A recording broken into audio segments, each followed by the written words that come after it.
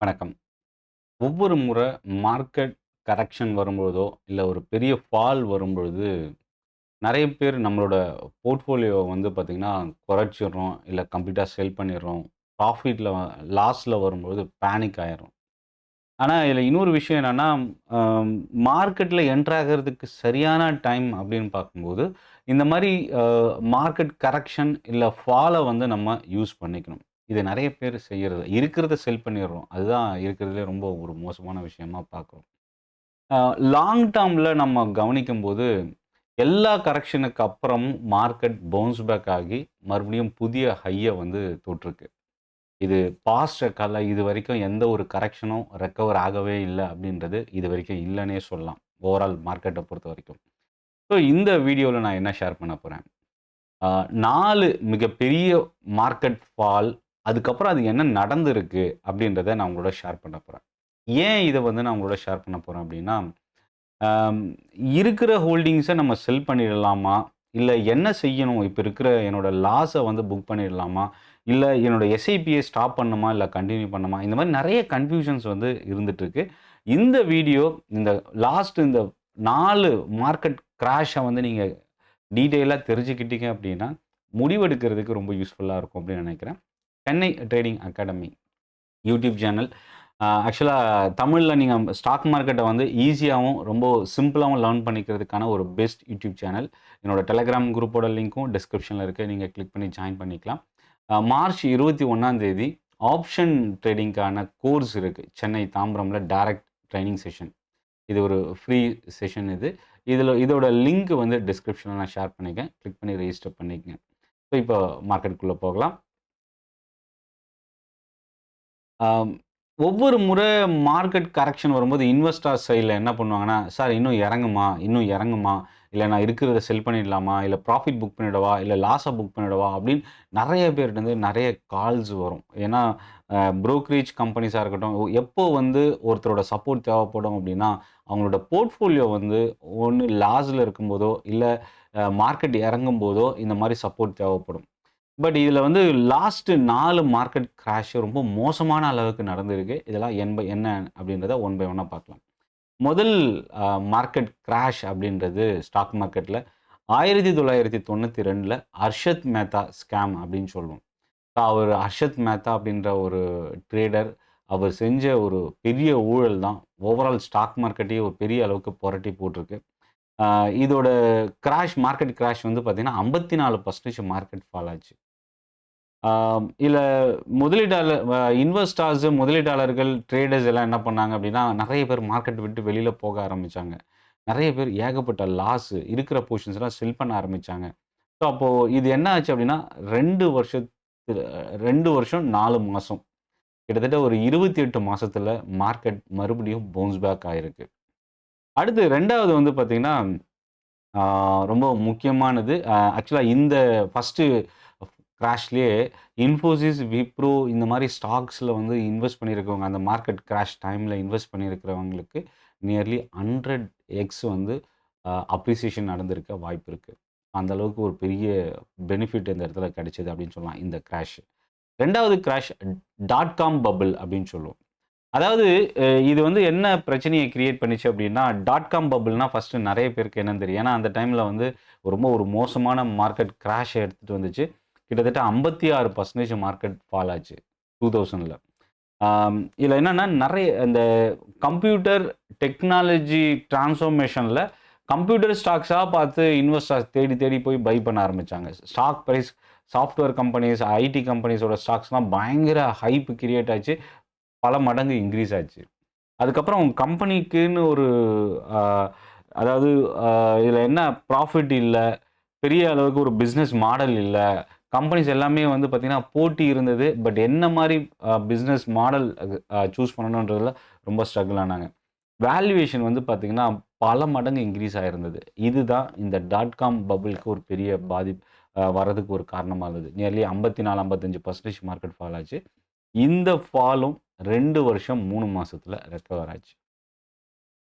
அடுத்தது இந்த கிராஷ்க்கு அப்புறம் சர்வைவ் ஆன கம்பெனிஸ்ன்னு பார்க்கும்போது, Amazon, Googleலாம் பார்த்தீங்கன்னா, பெரிய அளவுக்கு ஒரு டெக்னாலஜி ஜெயண்ட்டா உருவானது இந்த டாட் காம் பபிள்க்கு அப்புறம் தான்.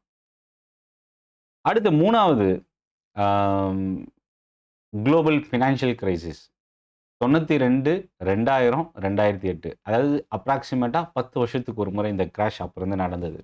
2008ல பார்த்தீங்கன்னா, ஃபினான்ஷியல் கிரைசிஸ். அதுக்கு முக்கியமான காரணம் அமெரிக்கா. யுஎஸ் ஹவுசிங் கிரைசிஸ் ஒரே டைம்ல 2, 3 பிரச்சனை இருந்தது 2008ல. ஒண்ணு யுஎஸ் ஹவுசிங் கிரைசிஸ், 2வது சப்பிரைம் லோன்ஸு, 3வது ஆம் வேர்ல்ட்ல அமெரிக்கால இருக்கிற top 5 one of the bank வந்து திவாலானது. இந்த 3 விஷயம் தான் குளோபல் ஃபினான்ஷியல் கிரைசிஸ்க்கு காரணமா இருந்தது. இதுதான் கடந்த ஒரு 25, 30 வருஷத்துல நடந்த மிகப்பெரிய மார்க்கெட் கிராஷ். 60% மேல மார்க்கெட் ஃபால் ஆச்சு. ரூ. 100 இருந்த ஸ்டாக்லாம் ரூ. 5, ரூ. 6க்கு வந்து ஸ்டாக் பிரைஸ் குறைஞ்சது. பல நாள் நிஃப்டி டவுன் ஃப்ரீஸ்ல ஓப்பன் ஆச்சு. செல் பண்ண முடியாம நெறைய ட்ரேடர், இன்வெஸ்டர்ஸ் ஆ கஷ்டப்பட்டாங்க. லாஸ புக் பண்ண முடியாம ரொம்ப திணறுனாங்க அப்படின்னு சொல்லலாம். இது வந்து பார்த்தீங்கன்னா, ஆ 1 வருஷம் 8 மாசத்துல மறுபடியும் மார்க்கெட் ரெக்கவர் ஆச்சு. அதாவது இதில நம்ம தெரிஞ்சுக்கக்கூடியது என்னன்னா, டெக்னாலஜி 1992ல இல்ல. அதனால 2 வருஷம் மேல எடுத்துக்கிச்சு. இந்த டாட் காம் பபுளும் பார்த்தீங்கன்னா, அந்த அளவுக்கு டெக்னாலஜி 2000ல இல்ல. 2008ல எலக்ட்ரானிக் பிளாட்ஃபார்ம் ஸ்டார்ட் ஆனது. ஸோ இது வந்து பார்த்தீங்கன்னா, ரெக்கவர் ஆகுறதுக்கு ரொம்ப குறுகிய காலமே எடுத்துக்கிச்சு அப்படின்னு சொல்லலாம். 1 வருஷம் 8 மாசம். இந்த 60%க்கு மேல இருந்த கரெக்ஷன் மறுபடியும் ரெக்கவர் ஆகி பழைய இடத்துக்கு வர்றதுக்கு எடுத்துக்கிட்ட டைம். Covid pandemic 2020 crash. கிட்டத்தட்ட 38% கிட்ட மார்க்கெட் கிராஷ் ஆச்சு. யாருமே எதிர்பார்க்காத ஒரு ஹெல்த் கிரைசிஸ் நடந்தது. கொரோனா வைரஸ்னால. எக்கனாமி கொலாப்ஸ் ஆச்சு. லாக்டவுன். ஸோ அந்த டைம்ல இன்வெஸ்ட் பண்றதுக்கு நெறைய பேனிக் இருந்தது. இன்வெஸ்டர்ஸ் சைட்ல.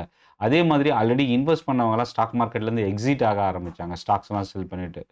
ஸோ ஆனா இதில என்ன இன்னொரு அட்வான்டேஜ்னா, இந்த கிராஷ் ரெக்கவர் ஆகுறதுக்கு வெறும் 8 மாசத்துல ரெக்கவர் ஆச்சு.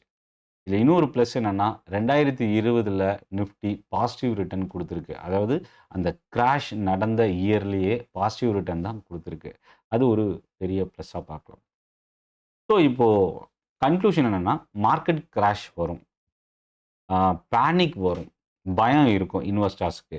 அதே மாரி மீடியால நெகட்டிவ் நியூஸ் வரும். இன்னும் 5% இறங்கும், இன்னும் 10% இறங்கும். மார்க்கெட் வந்து 18,000 போகும், 20,000 போகும். இந்த மாரி நெறைய நியூஸ் வரும். பட் ஆக்சுவலா என்ன நடக்கப் போகுதுன்னு யாராலயும் சொல்ல முடியாது. ஆம் இன்வெஸ்டர்ஸ் ஆல்ரெடி இன்வெஸ்ட் பண்ணியிருக்கிறவங்க பயத்துல செல் பண்ண ஆரம்பிப்பாங்க. பட் இதில என்னன்னா, இந்த கரெக்ஷன் ஸ்டாக் மார்க்கெட்ல இருக்கிற இன்வெஸ்டர்ஸ்க்கு இது ஒரு பெரிய ஆப்பர்ச்சுனிட்டி. இந்த 4 கிராஷ், ஃபால வந்து நம்ம கரெக்ட்டா யூஸ் பண்ணியிருந்தோம்னா, ஒரு ஷார்ட் பீரியட்ல பெரிய அளவுக்கு அதாவது 10 டூ 20 இயர்ஸ்ல நம்ம என்ன டார்கெட் வச்சு ஏர்ன் பண்ணணும்னு நினைப்போமோ, இத ஒரு 1 டூ 2 இயர்ஸ்ல ஏர்ன் பண்றதுக்கான ஒரு வாய்ப்பு தான் இந்த மாரி மார்க்கெட் கிராஷ நம்ம யூஸ் பண்ண முடியும். ஸோ அப்போ இது நெறைய எஸ்ஐபியும் பார்த்தீங்கன்னா, இந்த மாரி கிராஷ் வரும்போது எஸ்ஐபி இன்ஃப்ளோ வந்து குறைய ஆரம்பிக்கும். மியூச்சுவல் ஃபண்ட் டேட்டால நம்ம அத பார்த்துருக்கிறோம். இப்போ ரீசென்ட்டாவும் குறைஞ்சிருக்கு அப்படின்ற டேட்டா வந்தது. ஸோ எஸ்ஐபிய ஸ்டாப் பண்ணாதீங்க. லாஸ்ட்ல ஆவரேஜ் பண்ணாதீங்க. ஸோ என்கிட்ட ஒரு ஸ்டாக் இருக்கு. ஒரு எக்ஸாம்பிளுக்காக நான் வந்து ஏதோ ஒரு ஐடி கம்பெனி ஸ்டாக் வச்சிருக்கேன். ரொம்ப குறைவா வந்திருக்கு. இப்ப நான் வந்து ஆவரேஜ் பண்ணலாமான்னு என்கிட்ட ஒரு கிளையண்ட் கேட்டிருந்தார். பட் ஆனா நான் என்ன சொன்னேன் அப்படின்னா, ஐடி கம்பெனி மேபி இந்த ஏஐ டிரான்ஸ்ஃபர்மேஷன்ல இன்னும் பாதிப்புல இருந்து வெளியில வரல. இது என்ன ஆகப் போகுது அப்படின்றது எல்லாருக்குள்ளயும் ஒரு விஷயம் இருக்கு.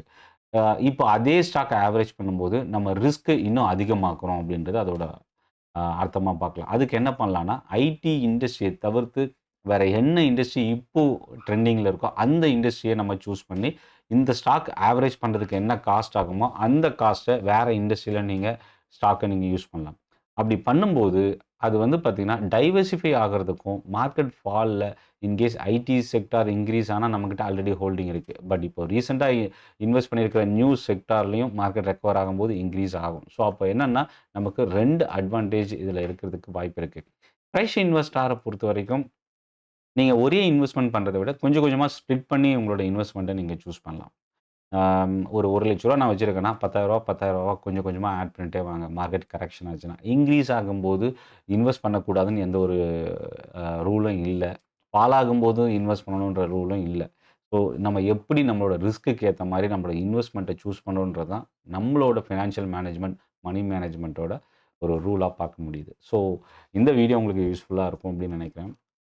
Maybe Chennai trading academy YouTube channel இதுவரைக்கும் நீங்க சப்ஸ்கிரைப் பண்ணலன்னா, சப்ஸ்கிரைப் பண்ணி வாட்ச் பண்ணுங்க. டெலகிராம் குரூப்போட லிங்க் இருக்கு. மார்ச் 21 ட்ரைனிங் செஷன் இருக்கு. ஆப்ஷன் ட்ரேடிங் பத்தின ட்ரைனிங் செஷன் சனிக்கிழமை காலையில 11 மணிக்கு. அதுக்கான லிங்க்கும் டிஸ்கிரிப்ஷன்ல இருந்து நீங்க யூஸ் பண்ணிக்கலாம். நன்றி. வணக்கம்.